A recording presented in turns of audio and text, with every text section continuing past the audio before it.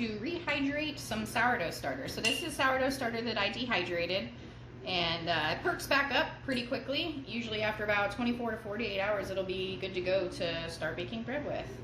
All right, so I'm gonna rehydrate only 10 grams of this. It doesn't take very much. You could even do less than that if you want, so long as you just stick to equal parts.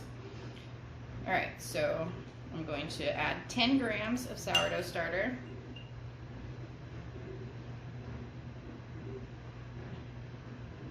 And 10 grams of water.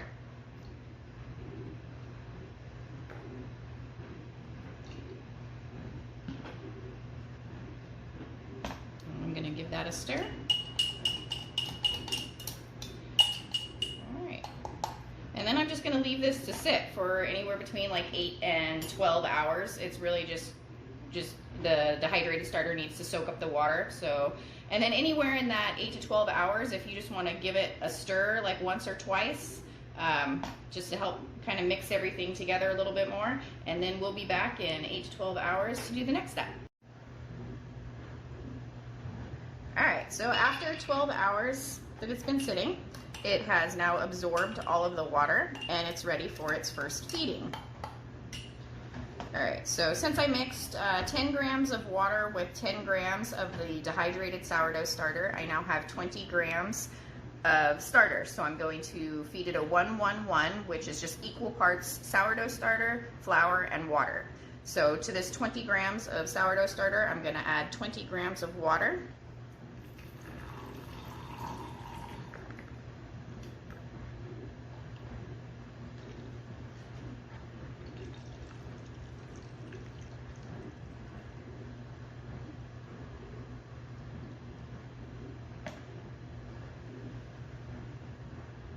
And then 20 grams of flour.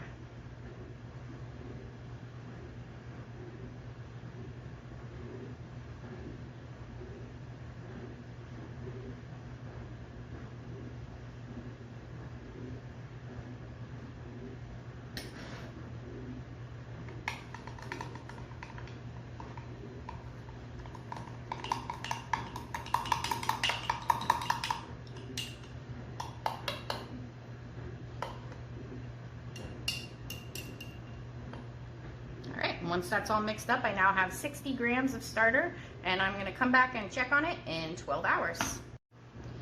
All right, so 12 hours later, I had already marked the spot that I filled up the jar to the last feeding, and as you can see, it got bubbly and active over the last 12 hours.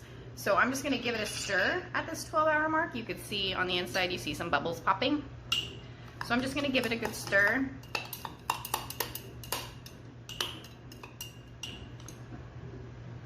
And then just go ahead and pop the lid back on it and let it set for another 12 hours. And then after another 12 hours, we'll do another feeding. All right, so it's now been 24 hours since its last feeding and 12 hours since the last time we stirred it. And it about tripled in size and then sunk back down because it is hungry again. And at this point we have a fully reactivated starter, so now it's just kind of transitioning into maintenance mode. So from here, your next feed will look like, it depends on how much you want to keep on hand. I want to start a loaf with it in about 4 hours. So I'm going to, and a loaf is going to take, well, the recipe that I'm using, I'm going to need 100 grams of starter. So I'm going to do, I'm going to feed 40 grams of starter, 40 grams of flour, and 40 grams of water. So that I'll end up with 120 grams of starter, which 100 of that I will use for my loaf, and I will have 20 grams of starter left to feed and put away for the next time I want to use it.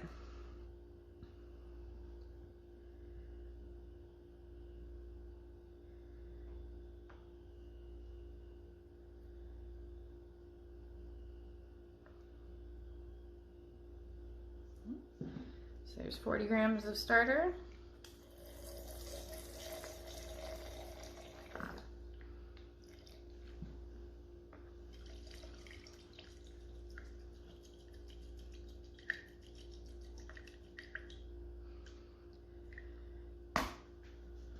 $40 grams of the water and then 40 grams of flour.